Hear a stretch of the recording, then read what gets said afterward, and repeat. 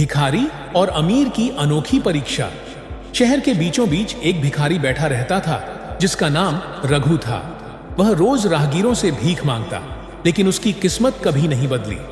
दूसरी ओर उसी शहर में एक अमीर बिजनेसमैन मृणाल रहता था जिसने अपनी मेहनत से करोड़ों कमाए थे।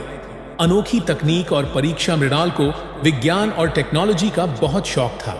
उसने हाल ही में एक रिमोट सेंसर विकसित किया था जो इंसानों की भावनाओं को पढ़ सकता था। मतलब अगर कोई व्यक्ति दुखी, खुश, गुस्से में या लालची होता तो यह डिवाइस उसे ट्रैक कर सकता था।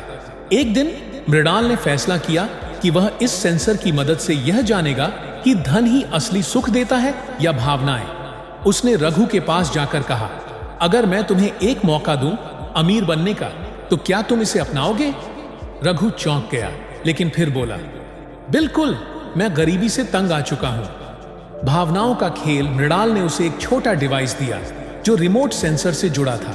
उसने कहा, इसे अपने पास रखो, यह तुम्हारी भावनाओं के अनुसार तुम्हें पैसा देगा, लेकिन शर्त यह है कि अगर तुम्हारे भीतर लालच, गुस्सा या नकारात्मकता बढ़ी तो यह तुम्हारा सारा पैसा छीन लेगा। रघु ने इसे खुशी खुशी अपनाया। पहले ही दिन वह जब सच्चे दिल से खुश हुआ तो उसके बैंक खाते में 10,000 रुपये जुड़ गए। वह चौंक गया। अगले दिन उसने किसी गरीब को भोजन खिलाया तो 50,000 रुपये और आ गए। लेकिन धीरे धीरे रघु को यह एहसास हुआ कि पैसा जितना आता था उतनी ही तेजी से जाता भी था।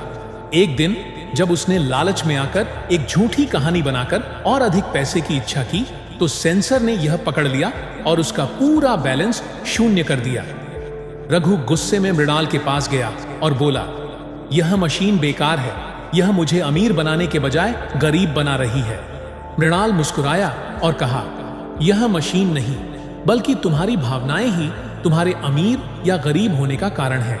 अगर तुमने अपने दिल को साफ रखा होता तो तुम हमेशा अमीर बने रहते। रघु को अब समझ आ चुका था कि पैसा सिर्फ बाहरी चीज है, असली अमीरी इंसान के भीतर होती है। उस दिन के बाद उसने अपनी सोच बदल दी, ईमानदारी और अच्छाई का रास्ता अपनाया और धीरे धीरे बिना किसी सेंसर के ही सच में अमीर बन गया। कहानी की सीख, सच्ची अमीरी बाहरी धन में नहीं बल्कि अच्छी भावनाओं में होती है।